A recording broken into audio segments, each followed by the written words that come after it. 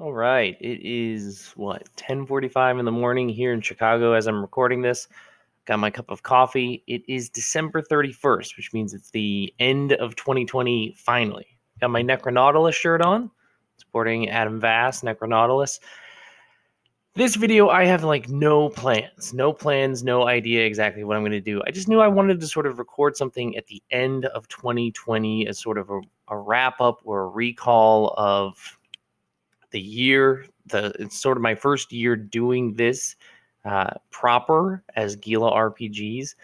So I just wanted to sort of reminisce as I drank coffee. This is probably going to be rambly, so hopefully you're not watching this ready for some super engaging, deep understanding of anything. I want to talk about the year, what it was like designing stuff for this year, especially as a first time designer, some of the experiences that I had, some of the highs, the lows, things like that.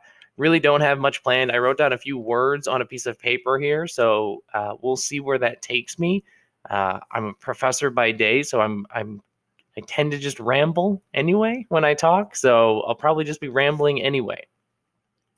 So I put together this collage to because I saw a few folks doing it on Twitter a few days ago, and I wanted to be part of the trend. I wanted to do what other people were doing, and people were basically putting together collages of their covers for games.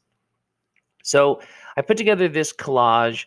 It's almost everything that I made over the year. It doesn't have everything. There's some when Jared Sinclair made 6E, I made some class books for that. I didn't put those up there. But there are some things that are not on this collage, but this is for the most part everything that I made in the year. And it wasn't until I made this collage that I kind of understood how productive I had been. Um, what I have found throughout the year is that I tend to get really focused on the thing I'm working on, and then the stuff that came before that is sort of like out of sight, out of mind for me.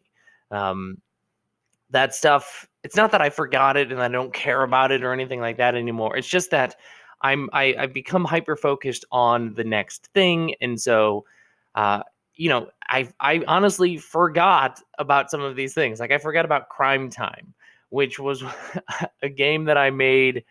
What was that? The cover jam. So you're supposed to make a cover of somebody else's game, and I wish I had it with me. But Adam Vass's Aurora, which is that really cool, sort of like collaborative world building storytelling game that you use by making a deck of cards, by drawing and writing on it, by sending things to people in the mail. It was the perfect game for COVID. Um, I made a cover of that, and I made it about crime because, as you can see, kind of from my collage, I do a lot of stuff about crime. Uh, I've got like Crime Time, What's So Cool About Crime, Score, Micro Score, Bite Size Burglars, Corvid Court, Rigged. Like those are all crime games, and so I kind of have I guess I have a theme. I have a type, so to speak. But yeah, looking at this collage, I forgot about a lot of this stuff. So it was cool looking back at it and seeing what I had done. And it's in roughly alphabetical order, so I haven't ordered this in any particular way, and the sizes don't really necessarily correspond with anything other than as I was stripping them from Affinity, whatever size I had the cover in, or the itch banner or whatever most convenient, that's what just got thrown in there. Slayers is huge, probably because Slayers is my biggest game, so there's probably subconsciously I wanted to do that, but otherwise, this is everything I did. And I'm really proud of that. I'm really proud of the fact that I put out this many things because prior to this year, I had put out essentially no things. I've mentioned this to a few folks, and I've probably mentioned this in maybe a previous video or something like that. But I used to be really into board game design. I still am really into board games and card games and things like that. But I had intentions and plans of being a board game designer with my friend Mike Riemann, and Mike did the art and layout on Dust and a few other things. So Mike and I had always kind of planned on doing board game stuff. And we actually have released a couple of RPG things, like one-page, real short, light things, under the banner Wizbot Games, which is still out there. You can still find Wizbot Games. I think Mike he sort of rebranded the site as this cool co-op thing. I should talk to him about that, because that would be kind of cool to try and get that going proper. But so I put out like a few things that I had designed, and Mike had done the graphic design and layout. But this is the first time that this year that I sort of like took charge with it, and either did all of the stuff myself, or made bigger projects and coordinated with teams to work on these things. You can kind of tell from the covers which are covers that somebody who knows what they're doing did, and then which are the ones that I did. And you can kind of, you can't see it necessarily from these covers, but you can see that there's sort of I can see it just because I've stared at these for a whole year now. The progression, there is some progression in getting better. I'm not by no means claiming I'm professional at this at all, but I think I've been getting better at some of this stuff. I mean, look at Crime Time. It's just a font that I like on a blue background, and like, what's so cool about Crime is, again, a font I like on a blue background. That's not exciting, but those are also games that I like. You're just rapidly putting them out for jams and stuff like that. So they didn't need like a full cover, at least not for me, not for my purposes. So yeah, I kind of like alluded to this idea of like my origin story, I suppose. And I talked with Jeremy on his podcast, Draw Your Dice, which you should go listen to. I'll try and make sure I remember to put a link in the notes about my origin story with board games and stuff like that. So Score was the first one. Score is one of those games that I had written before 2020, and I had like play tested it a few times throughout the first year. I remember the first time I play tested it, the players literally like never had a bad thing happen to them. And it's not because they were lucky with rolls, it's because I just designed the game poorly, and like there was essentially no way they could fail. Which, for some games, that's cool. For a game about heat and crime, that's not exciting at all. They were perfect criminals, and they didn't want that. And I didn't want that either. So Score has improved with time. And it was the first thing that came out. And honestly, the whole reason any of this is possible is because of deadlines. Essentially, I talked with Jeremy about this, is that deadlines is the thing that sort of kicked me into doing this proper, or at least it got me started, and then I had the momentum. So like Score was a Zine Quest thing, and so as a Zine Quest thing, I had a deadline. You had to have it done by X, right? Had to be run in February. It had to have certain parameters, many of which those parameters nobody followed. I remember like learning about like you can't read, it can't be in color or multiple colors. It's got to be the staple bound thing. And so many people broke those rules. But as the first time designer, I was like, I got to follow all these rules. And actually, that was really helpful for me. It was helpful to have those rules and helpful to have that deadline so that I knew what to do. And so Score became a thing and actually manifested. And once that happened, once I realized that it was possible, then I kind of got excited and started on things. And I have honestly no idea, looking at this list, what was next. Maybe Rigged, maybe Corvid Court. I don't know. I didn't look up any of these things. I don't know. I don't know what the order of releases is, because then COVID happened, right? Then COVID happened, and once COVID happened, like I said earlier, I'm a professor by day, so most of my days are spent going to the university that I teach at. I teach psychology, so I teach a bunch of classes, grading and things like that. And that all collapsed with COVID. I was still a professor, still am, but we weren't going in for lessons. We were doing sort of like new systems, and I'm not going to go into the collapse and overhaul of the education system But suddenly I had more time on my hands. And as a result, I had the ability to design.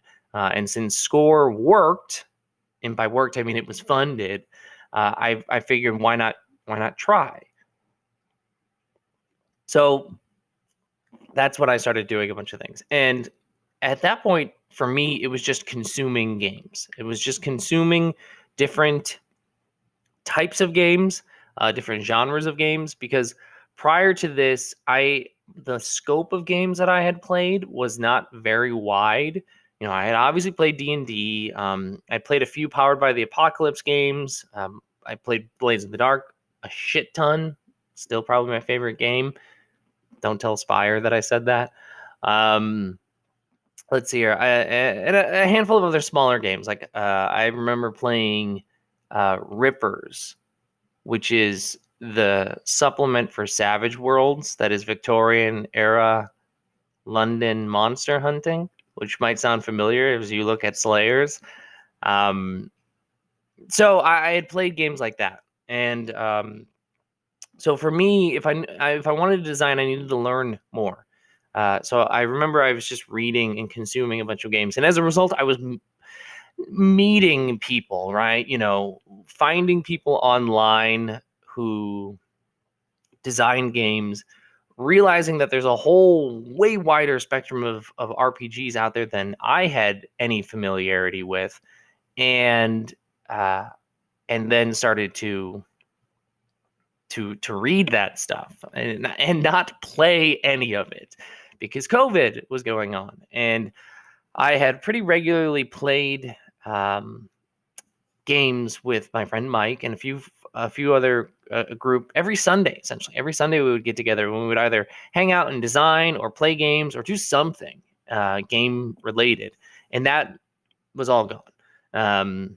And for me, like I can play games online, I just don't find it nearly as fun.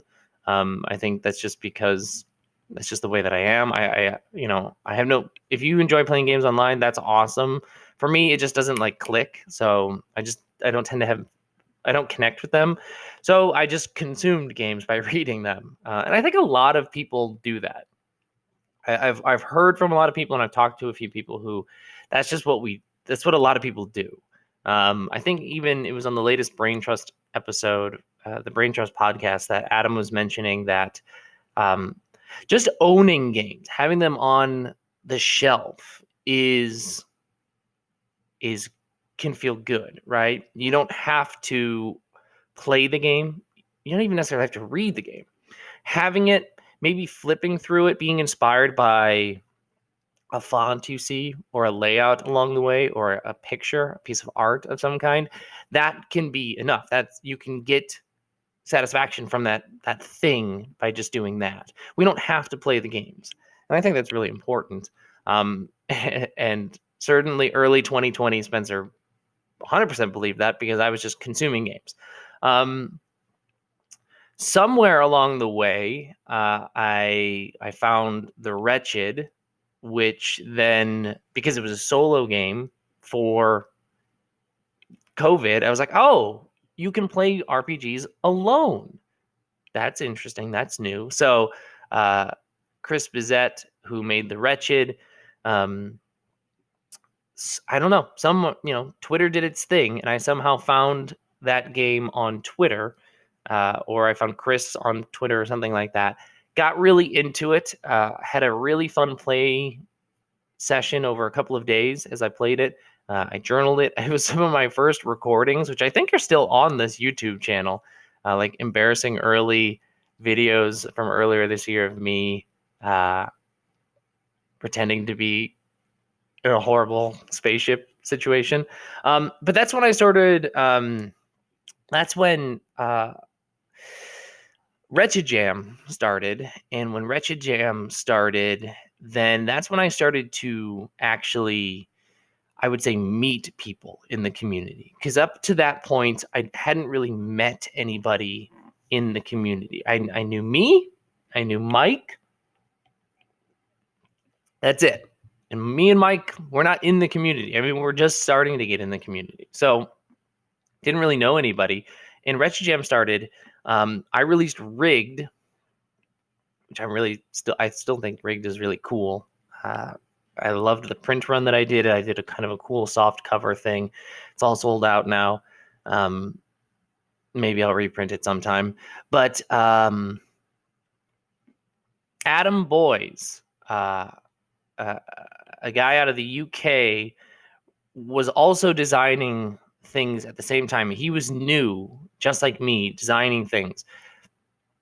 I can't remember who reached out first. It must have been him because I'm not the kind of guy that reaches out first. So Adam reached out, and he was designing new things and small things, and I was designing new and small things. Uh, and so there was just kind of this kinship, right? We recognized each other as new designers trying to get into this, and we had a thing in common that we were excited about, which was the Wretched. Through Wretched and Alone, the system, and through the Wretched Jam.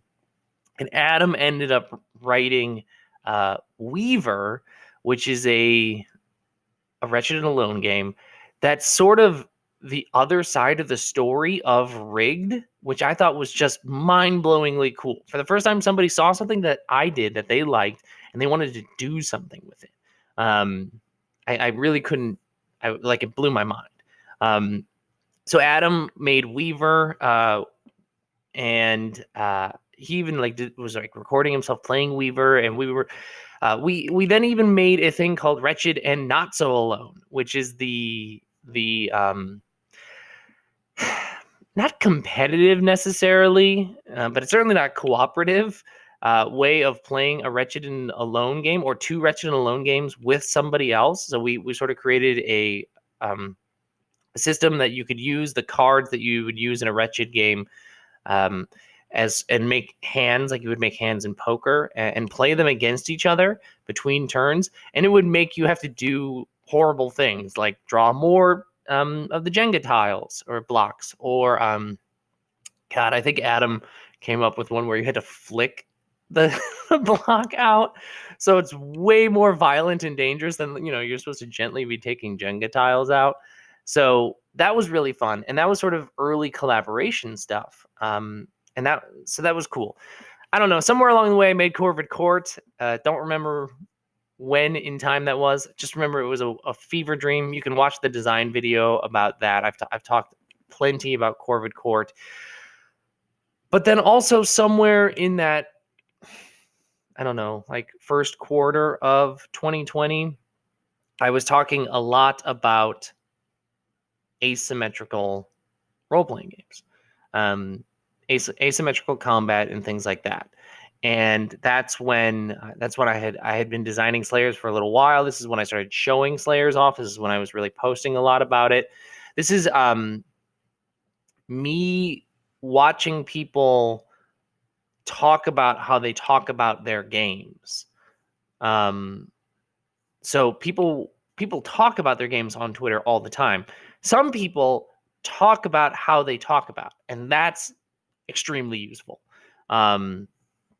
Going back to Chris Bizet, I remember Chris Bizet, there was a post, I don't know when, that they made that was saying it's okay to do self promo. It's uncomfortable. It feels shitty if you're not if that's not your thing. It feels gross, but it's so okay, first of all, to do it, and it's so important. I remember Chris saying that, and it stuck with me. And then I just started screaming about Corvid Court for a long time, and I had a lot of fun and discomfort doing that. But Corvid Court is also my highest downloaded game, easily by far, from itch. So it worked. All that cawing and screaming about it. So I was consuming how people talk about games, and I think that was really valuable information. I was learning about how to do promo, and so I was doing these sort of deep dives into Slayer's concepts, and I think people were getting interested in that. And I might have released the early version of Slayers, Slayers and Corvid Court, I had released my version of them, which is like real minimal layout, stock art thrown in there, sort of thing. And so I had released both of them. Corvid Court obviously got a reskin, looks a lot better because somebody who knows what they're doing, Maria, came in and fixed it for me. Slayers, obviously, I then hired somebody to do that for the Kickstarter. But in that process, Adam Vass, mentioned his name a few times now, of the Brain Trust, reached out. I want to say it was May, and Adam reached out and said, hey, the stuff that you're doing with Slayer seems really cool. Would you be interested in joining our community? It's a small community of designers who do interesting things. I was blown away that somebody wanted me to join them. So I joined, and I'm sure Brain Trust people will watch this because I think they're obviously my primary audience. So Brain Trust people will all know that people who are new to the trust are completely overwhelmed because of everything that's going on. I was overwhelmed. I kind of lurked for a little while, engaged a little bit, quickly met Nevin Holmes. And Nevin, for those of you who don't know, Nevin created Gun and Slinger, which was very successful earlier on Kickstarter earlier this year. And Nevin and I quickly realized we're the same person. We are the exact same person. We think the same way. We design very similar things. Because Nevin was working on Gun and Slinger and talking to me about it before the Kickstarter actually happened. And I was like, I'm also working on a called Slingers. I have a game that I'm still working on called Slingers. I was like, I also have a kind of a weird apocalyptic world gunslinger game that I'm working on. We shared with each other what we were working on, and that sort of like it was like a duel, right? You're nervous. You're like, oh, shit, did we make the same game at the same time? And it's like, who's gonna release it? Thankfully, we made wildly different games, and Slingers is not even close to being out. And Gunslinger is very successful and very awesome. But I met Nevin, and I think so. That introduction from Adam to the Brain Trust and meeting Nevin are two of the most influential moments for me as a designer in 2020.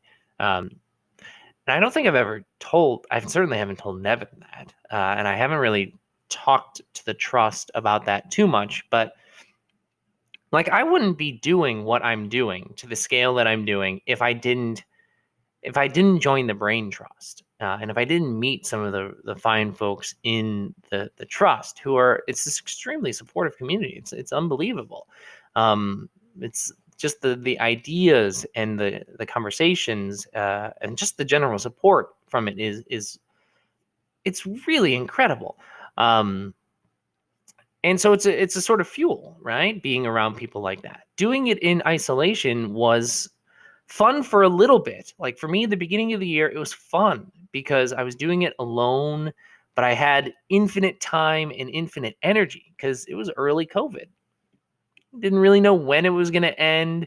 So I was like, I got to just go all in while I can, while I have the time.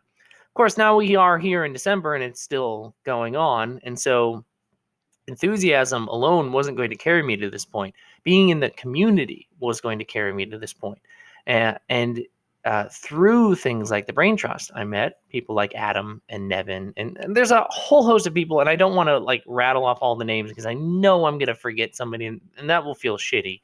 But it was this moment where it's suddenly like, oh, these people whose games I've been reading or that I've seen on Twitter are like, they're not like these unreachable sort of people. They're people, right? And we can all sit around and talk, and we're all dealing with the same things, and that was really very cool. So, I mean, cheers to the brain trust on making any of this Gila RPG stuff kind of really possible. All right, so I mean, at that point, so like I'm not gonna go through the whole year. Like that's like mid to 2020, and then from then on, I just designed. Right, then I was just designing. Then I was in the trust, talking with people, making things. Making things for myself, things that I just wanted to make. Like Corvid Court was something that I just wanted to make. It wasn't something that I made for anybody else. It was something that I wanted to make and hoped that people would like it. Making things uh, for jams and things like that. That was really cool. Doing Kickstarters. So I did 3 this year. Score, Slayers, and Dust.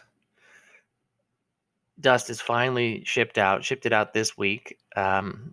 Those of you who have been following Dust know just what an absolute nightmare the last month has been in terms of trying to get that shipped and fulfilled, but that is done. That feels good.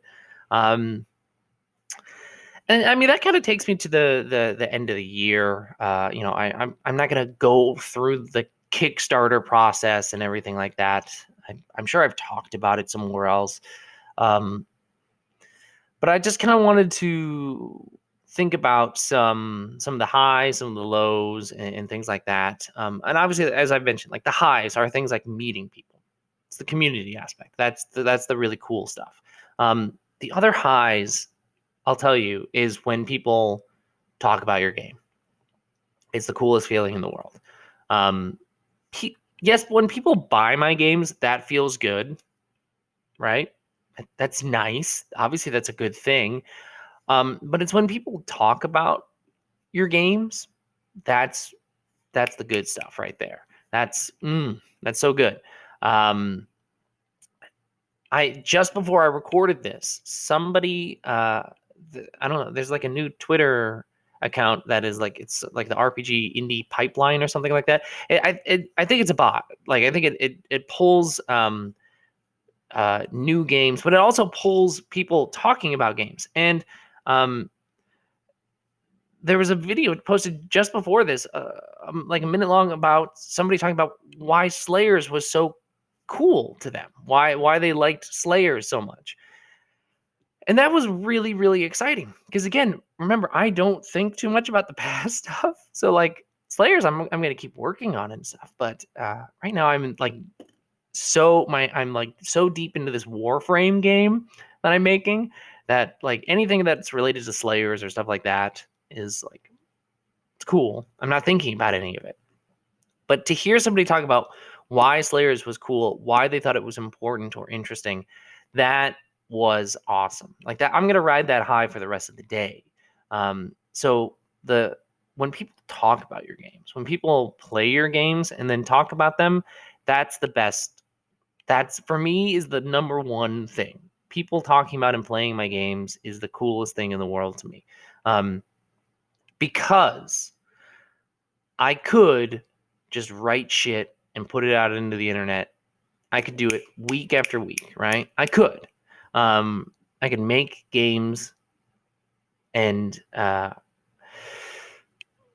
but if nobody's playing them, if nobody actually gives a shit that I'm making them, like why am I doing that? For some people they do it because that is fulfilling. For me, that's not fulfilling at all. To just make things and put them out into the world. I make things because I want people to engage with them. So when people do, it's, oh my God, it's the best feeling in the world. Love it. So having a few people play my games on streams, or writing really nice reviews, that's like the high stuff for me. So the community and like the seeing the games actually stick in a way that people engage with them, that's the highs. The lows are getting over the discomfort of self promo. Still super not good at that. The you know the other side of the ratings thing is that's a low too. Is just it's pulling teeth to get people to leave ratings for games. I'm not going to pull up the numbers right now, but so the reason Corvid Code has so many downloads is because it was part of the big itch bundle over the summer. It has 28 ratings, but like 13,000 downloads. Now, am I expecting everybody who downloaded that game to have engaged with it? Of course not. But like for on the other side, Slayers, people who download Slayers are people who actually like bought the, they bought the game through Kickstarter and things like that. That's sitting at 31 ratings, which is like a nice number, but considering the number of people who bought the game and have downloaded the game, it's fractional. Light, which is my highest revenue game on itch, I should say. Slayers is my highest revenue game because I had a whole Kickstarter. But on itch, just through itch sales alone, Light is easily my highest revenue game now. Lots and lots of people have bought that game. I'm so thankful for that. But I don't. But I have 9 ratings on it, and that's such a bummer, right? That's such a bummer. I try as best I can to leave ratings and reviews, and I know I certainly haven't rated and reviewed everything, but I think that's just a thing that our community needs to work on is telling people that, hey, that thing that you made, that thing that you worked on, I connected with it, or it meant something to me. I think that's super, super important because as a teacher, for me, I don't give a shit like what my students' grades are. Like the grades are inconsequential. The thing that matters is them. When a student comes up to me and says, "Hey, that thing that we talked about today, that reminds me of this in real life." When they suddenly like care, right? When they connect with the material and then they tell me that they've connected with the material, that's the good stuff. Like that's why I teach. So students do it. We should do it with each other, right? We should tell each other when we make things or when somebody makes something when it's meaningful to us. And that's just not a common thing that I'm seeing. So that's kind of a low. And the low, and I'm sure other people feel this. I know other people feel this, is once I got started, you kind of have it like a voice in your head that's scratching on the inside of your skull. That's whenever you're not working on something, going, why aren't you working on something? Why aren't you designing right now? Couldn't you be designing? Couldn't you be doing something? Couldn't you be writing? Couldn't you be tweaking that cover? Right? There's like this obligation that hits. And this doesn't affect everybody. Many people have much better self-control. For me, I think anybody who's followed me long enough knows that I have huge self-control problems. I act on impulse, right? I release things just like when I feel like it, with very little strategy, very little, I don't know, planning or or thinking about when is the good time to release it. Oftentimes I'm just like, it's done, here it is, on to the next thing. And because there's that itch to keep making things, which is cool, makes me want to design, but it also like sucks sometimes, because I just like it distracts me. It pulls from my ability to engage with or enjoy other things if I feel like I have to be working on something like this Warframe game, which I'm so excited to be working on, so excited to be making. I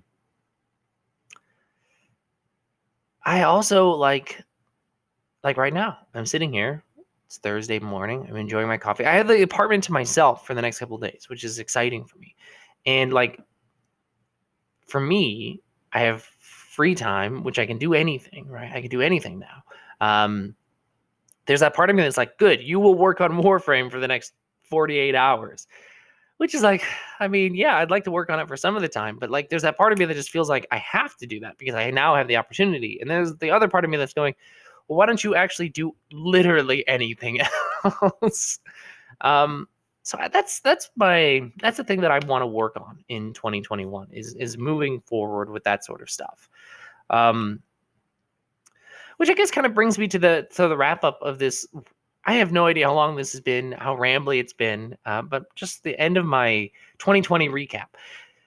It's weird to end on that sour note because 2020 was awesome, right? Like it was very exciting. First year of Gila RPGs. Obviously, I'm very excited about the stuff that I put out. But it's important to reflect, to be metacognitive about these things.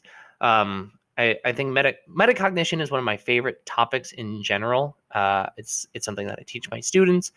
Metacognition is essentially thinking about your thinking.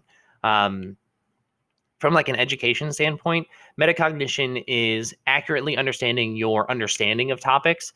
So if a student goes into a test and they think they're going to do well, and then they bomb the test, they have poor metacognition because they think they understand the topic better than they do. Or if they go into the test thinking they're going to bomb it and then they ace it, also bad metacognition.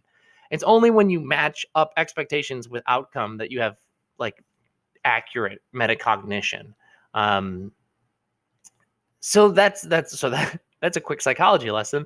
But being metacognitive, just thinking about yourself, being reflective and thinking about the way that you think. And for me, it's thinking about how I've got that itch in my head, right? And it's thinking about the people that I've met and how I stay bonded to them. And what does it mean to be, you know, in a community online? What does it mean to be friendships online?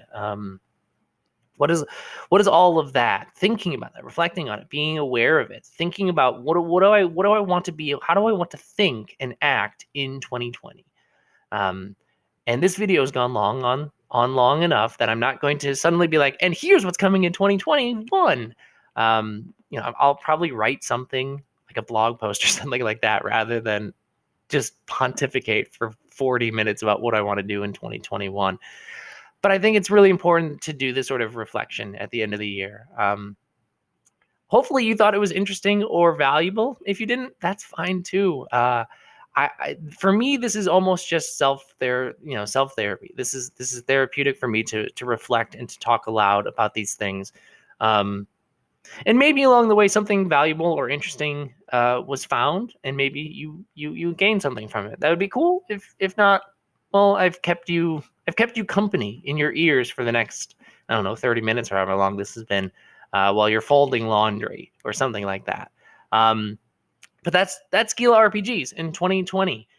It's been a really awesome year. I'm so thankful to all of you who are watching this, everybody who's played my games or downloaded them or bought them or even just talked to me about games, people who've made things for my games. Oh my God, I didn't really even talk about like hosting jams and how cool that is. And to like see people make shit for your games, that's the coolest feeling in the world. So all of you who've made things, the people in my Discord, regularly talking about stuff or we're brainstorming, we're just shooting the shit. I love it. It's fantastic. You all are wonderful people, and you're keeping me going in all of this. So thank you to all of you. Truly, thank you. That's it. I'm gonna stop rambling now. That's me in 2020. I'm really quite happy with it. I'm really excited about 2021. I hope you all are too. If you have any thoughts, any favorite moments or ideas or questions or anything like that, you can always throw them in the comments below. You can reach out to me on Twitter, Gila RPGs. You can join the Discord. I'll try and throw all of those links in the show notes if I remember. But thank you again, everybody. Have a safe and happy New Year, and I will see you all next year. Oh, what a funny joke. Bye, everyone.